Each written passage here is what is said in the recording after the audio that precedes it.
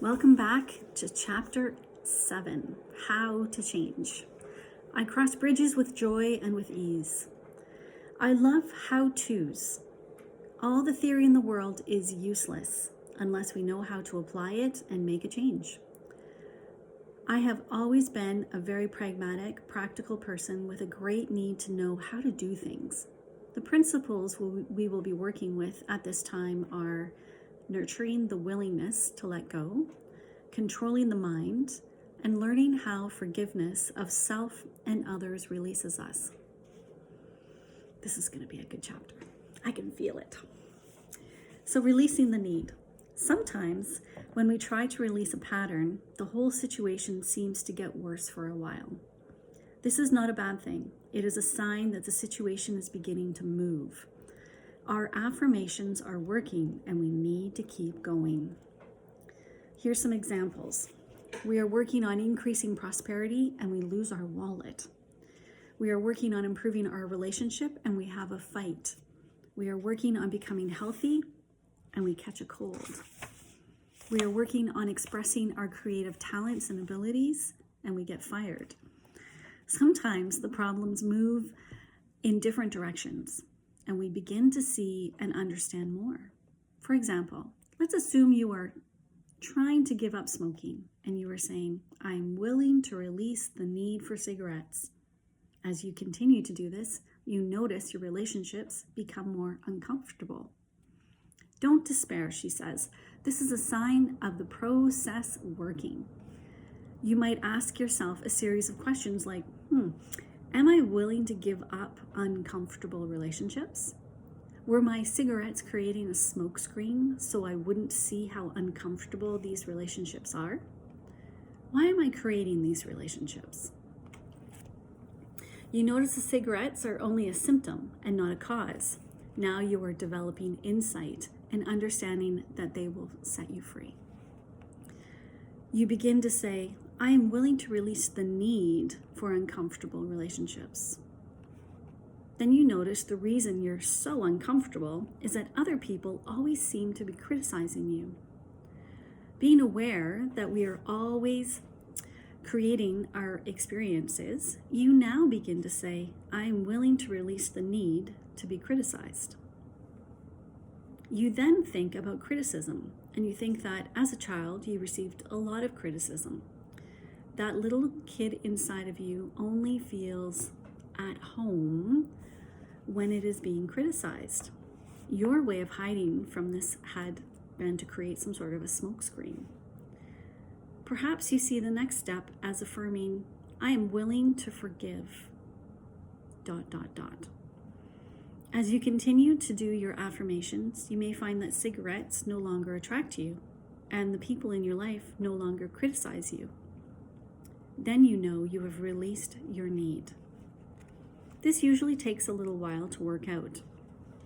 If you are gently persistent and are willing to give yourself a few quiet moments each day to reflect on your progress of change, you will get the answers. The intelligence within you is the same intelligence that created this entire planet. Trust your inner guidance to reveal to you whatever it is you need to know. Exercise, releasing the need. In a workshop situation, I would have you do this exercise with a partner. However, you can do it equally as well using a mirror, preferably a big one if possible. Think for a moment about something in your life you want to change. Go to the mirror and look into your eyes and say out loud, I now realize that I have created this condition and I am now willing to release the pattern in my consciousness that is responsible for this condition. Say it several times with feeling. I'll say it one more time. I now really realize that I have created this condition and I am now willing to release the pattern in my consciousness that is responsible for this condition. If you were with a partner, I would have your partner tell you if he really thought you meant it. I would want you to convince your partner. Ask yourself if you really mean it. Convince yourself in the mirror that this time you are ready to step out of the bondage of the past. At this point, many people get scared because they don't know how to do this releasing. They are afraid to commit themselves until they know all the answers. It's only more resistance. Just pass through it. One of the great things is that we do not have to know how. All we need is to be willing. The universal intelligence, or your subconscious mind, will figure out the hows. Every thought you think and every word you speak is being responded to, and the point of power is in the moment. The thoughts that you are thinking and the words that you are declaring at this moment are creating your future. Your mind is a tool. You are much more than your mind. You may think your mind is running the show, but that is only because you've been trained that your mind is thinking in a certain way. You can also untrain and retrain this tool of yours. Your mind is a tool for you to use in any way you wish. The way you now use your mind is only a habit, and habits, well, any habits, can be changed if we want to do so. And even if we only know it is possible to do so. Quiet the chatter of your mind for a moment and really think about this concept. Your mind is a tool. You can choose to use it any way you wish. The thoughts you choose to think create the experiences you have. If you believe that it is hard or difficult to change a habit or a thought, then your choice of this thought will make it true for you. If you would choose to think, it's becoming easier for me to make changes, then your choice of this thought will make that true for you. Controlling the mind. There is an incredible power and intelligence within you, and constantly responding to your thoughts and your words. As you learn to control your mind by the conscious choice of thoughts, you align yourself with this power. Do not think your mind is in control. You are in control of your mind. You use your mind. You can stop thinking these old thoughts. When your old thinking tries to come back and say, it's so hard to change, take mental control and say to your mind, I now choose to believe it is becoming easier for me to make changes. You may have to have this conversation with your mind several times. And I mean several times, for it to acknowledge that you are in control and that what you say goes. The only thing you ever have any control of is your current thought. Your old thoughts are gone. There's nothing you can do about them except live out the experiences they caused. Your current thought, the one you are thinking right now, is totally under your control. Here's an example. If you have a little child who has been allowed to stay up late for as long as he wishes, and then you make a decision that you now want this child to go to bed at 8 o'clock every night, what do you think the first night will be like? This child will rebel against this new rule and may kick and scream and do his best to stay out of bed. If you relent at this time, the child wins and will try to control you forever. However, if you calmly stick to your decision and firmly insist that this is the new bedtime, the rebellion will lessen. In 2 or 3 nights, the new routine will be established. It is the same thing with your mind. Of course it will rebel at first. It does not want to be retrained. but you are in control. And if you stay focused and firm, in a very short time, the new way of thinking will be established. And you will feel so good to realize that you are not a helpless victim of your own thoughts, but rather a master of your own mind. So an exercise, letting go. As you read this or listen to this, take a nice deep breath in. And as you exhale, allow all the tension to leave your body, even if you want to sigh it out. Let your scalp and your forehead and your face relax. Your head does not need to be tense in order for you to read or listen. Let your tongue and your throat and your shoulders relax. Let them just drop down. You can hold a book with relaxed arms and hands. Do that now. Just relax. Let your back and your abdomen and your pelvis relax. Let your breathing be at peace as you relax your feet and your legs. Is there a big change in your body since you began the previous paragraph or began to listen to this exercise? Notice how much you hold on. If you were doing it with your body, you were doing it with your mind. In this relaxed, comfortable position, I'm going to invite you to say to yourself, I am willing to let go. I release. I let go. I release all tension. I release all fear.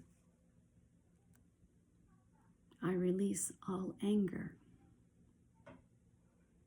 I release all guilt. I release all sadness.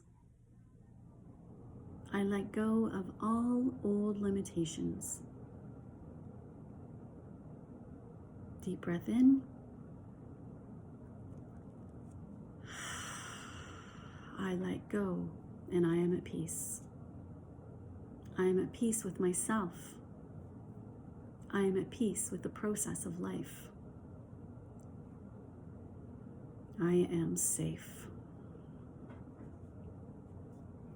Go over this exercise 2 or 3 times. Feel the ease of letting go.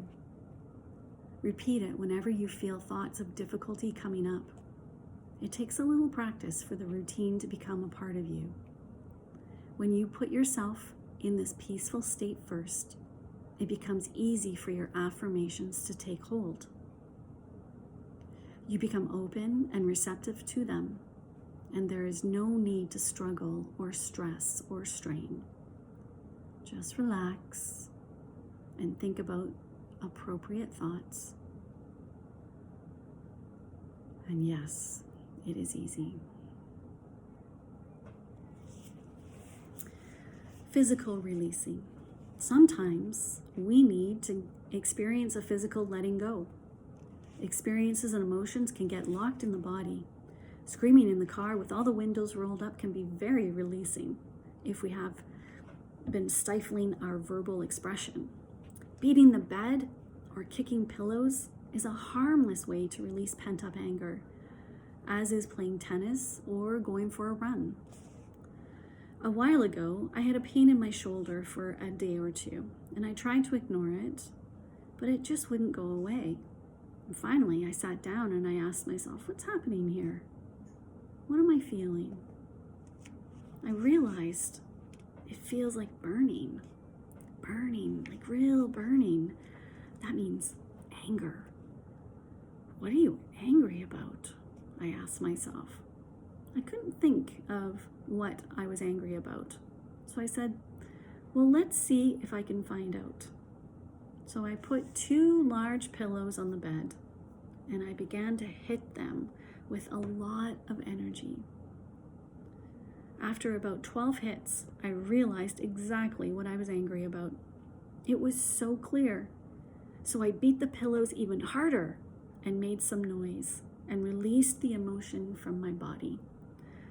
When I got through, I felt so much better. And the next day, my shoulder was fine.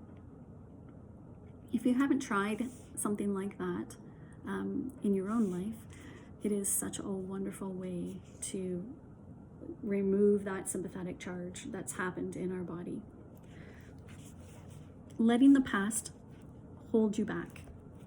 Many people come to me and they say they cannot enjoy today because of something that happened in the past, because they did not want to do something or do it in a certain way in the past. They cannot live a full life today because they no longer have something they had in the past, maybe, or they can't accept love now because something happened when they did something once long ago.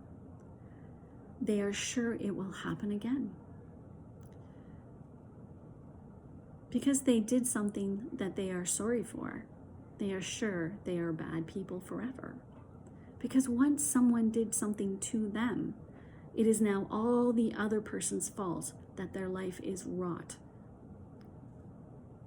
Because they became angry over a situation in the past, they will hold on to that self-righteousness. Because of some very old experience where they were treated badly, they will never forgive or forget.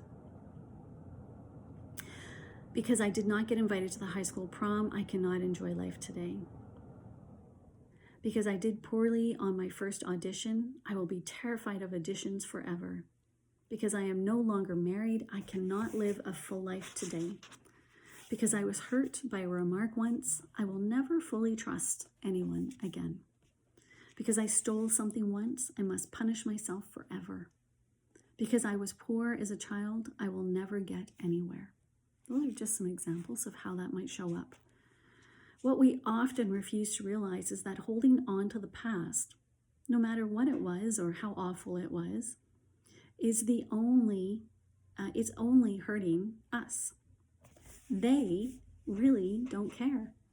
Usually they are not even aware. We are only hurting ourselves by refusing to live in this moment. The past is over and done and cannot be changed. This is the only moment we can experience. Even when we lament about the past, we are experiencing our memory of it in this moment and losing the opportunity to be right here, right now. The real experience is here in this moment. This is our PowerPoint here in this moment. So another exercise to try. And this exercise is titled Releasing.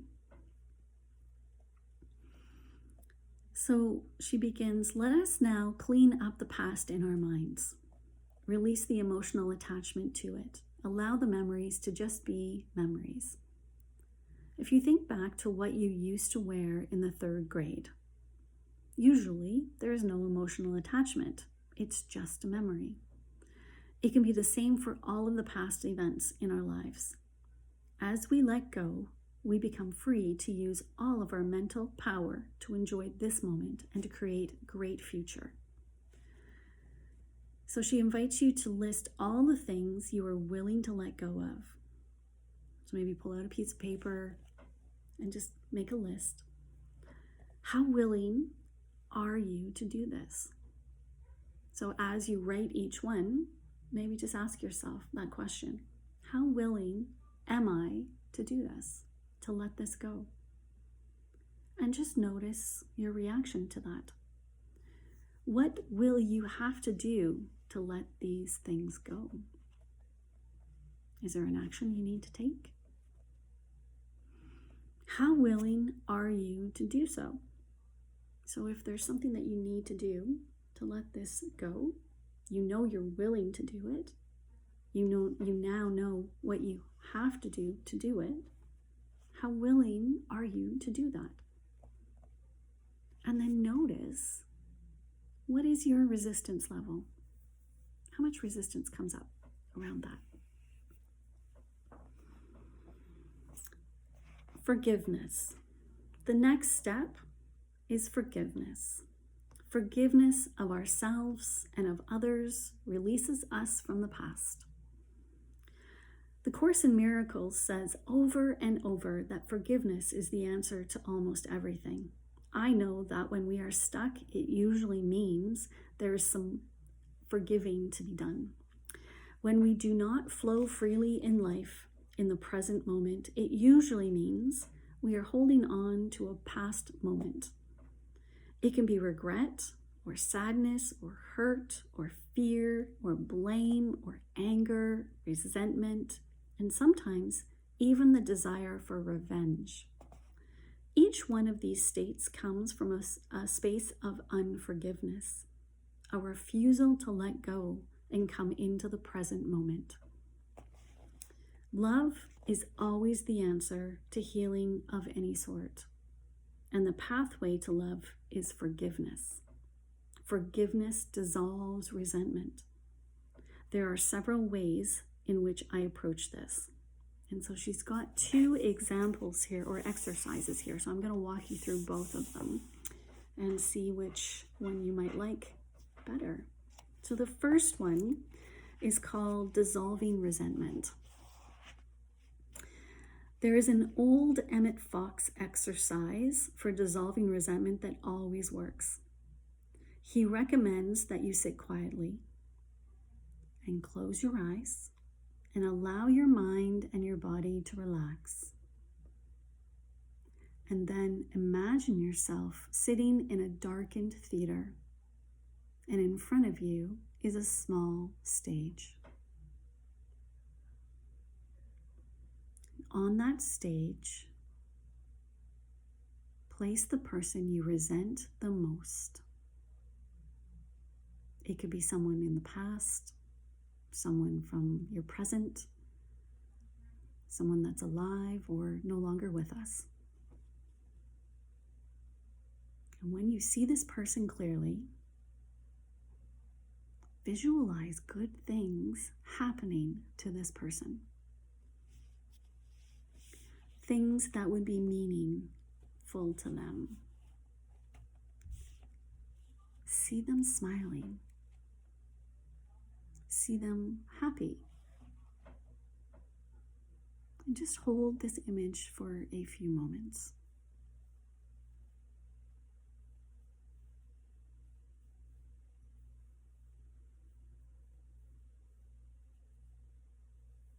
And then let it just fade away. I like to add another step. As this person leaves the stage, put yourself up there. See good things happening to you. See yourself smiling. See yourself happy. See yourself enjoying your life. Be aware that the abundance of the universe is available to all of us.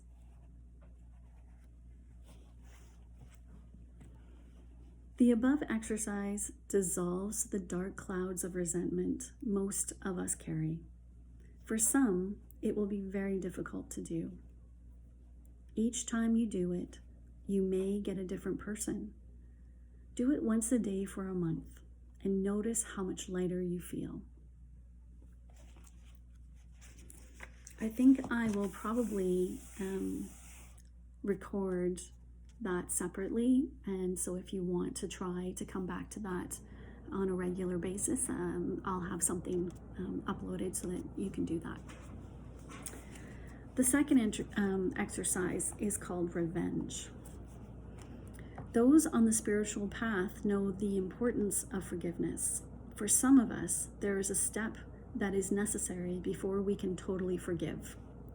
Sometimes the little kid in us needs to have revenge before it is free to forgive. And for that, this exercise is very helpful.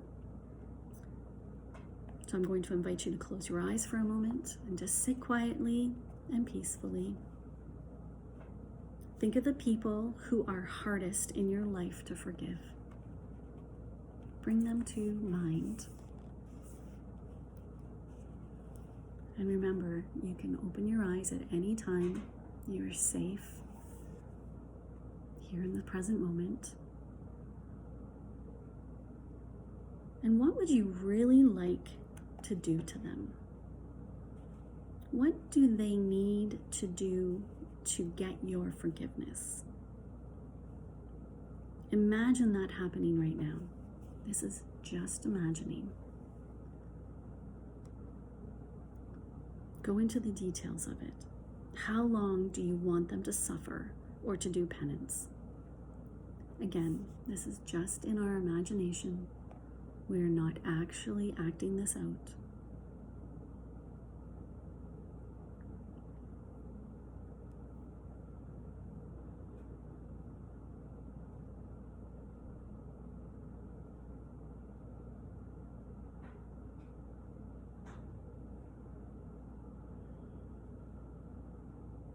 When you feel complete, condense time and let it be over forever. Usually at this point, you feel lighter and it is easier to think about forgiveness. To indulge in this every day would not be good for you. To do it once as a closing exercise can be freeing.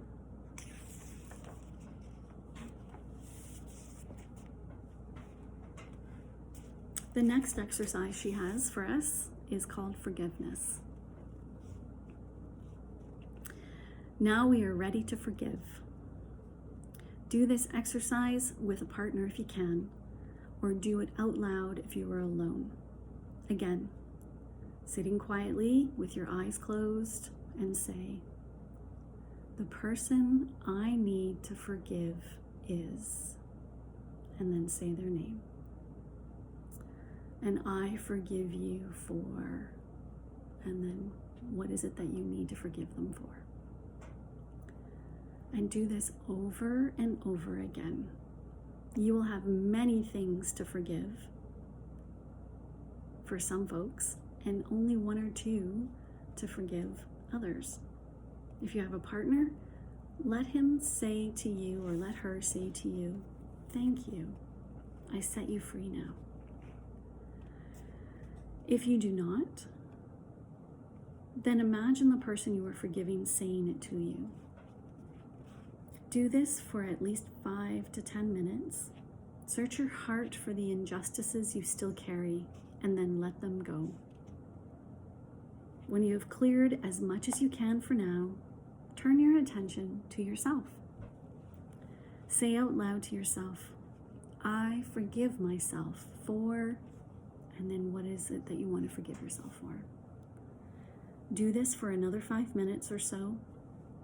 These are powerful exercises and good to do at least once a week to clear out any remaining rubbish.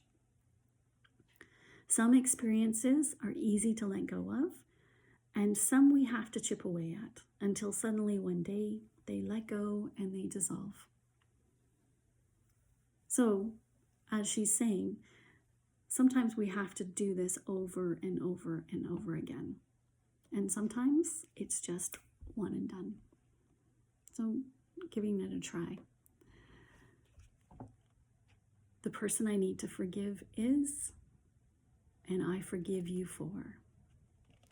And then you imagine them saying, thank you, I set you free now. Okay, so the last exercise for this chapter, chapter 7, it's titled Visualization.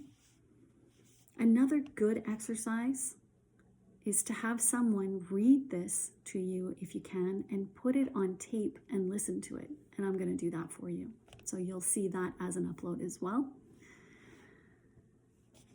So begin to visualize yourself as a little child of 5 or 6 and look deeply into this little child's eyes and see the longing that is there and realize that there is only one thing this little child wants from you. And that is love. So reach your arms out and embrace this child. Hold it with love and tenderness. Tell it how very much you love it, how much you care. Admire everything about this child and say that it's okay to make mistakes while learning.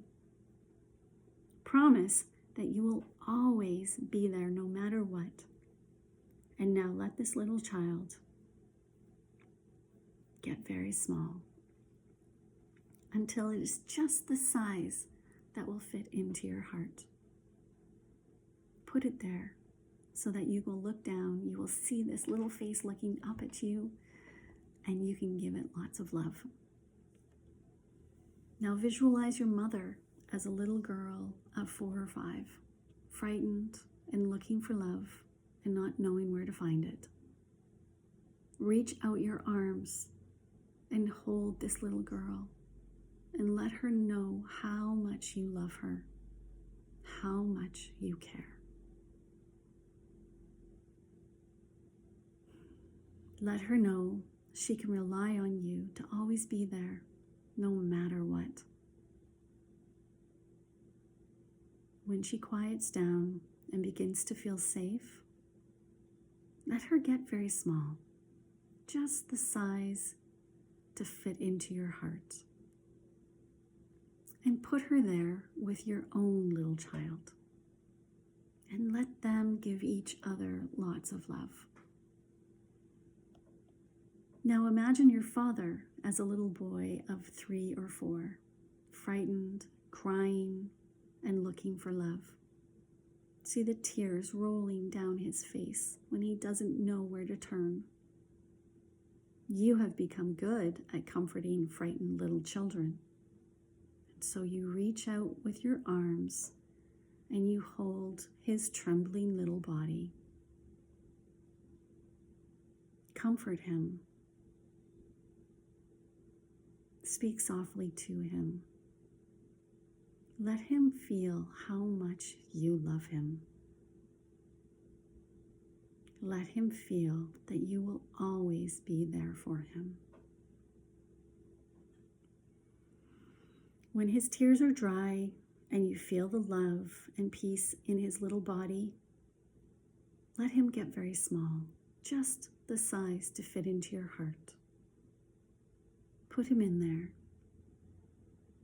so those 3 little children can give each other lots of love, and you can love all of them.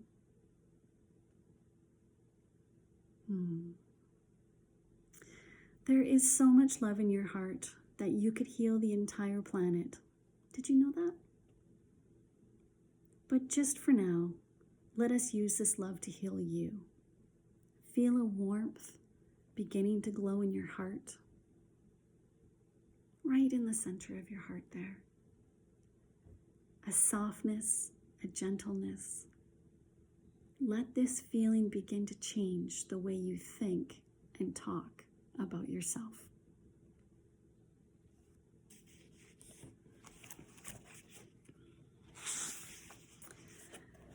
In the infinity of life where I am, all is perfect, whole, and complete. Change is the natural law of life. I welcome change. I am willing to change. I choose to change my thinking. I choose to change the words I use. I move from the old to the new with ease and with joy. It is easier for me to forgive than I thought. Forgiving makes me feel free and light.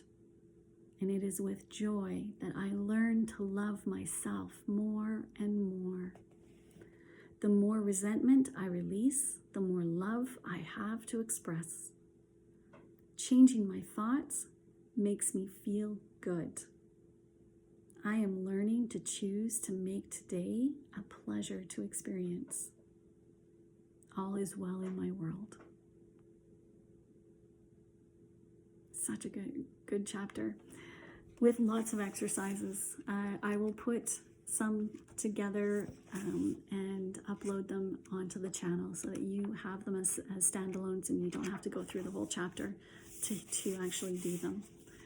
I hope you enjoyed that. I hope you can pause and do some of these really important exercises, especially leaning into that forgiveness, because it really can be so life-changing, transformational. If you're curious about me or want to work with me, reach out. I put my information in the show notes below, and I would love to connect with anyone that is curious about working with me. Have a wonderful afternoon, and we'll see you for Chapter 8.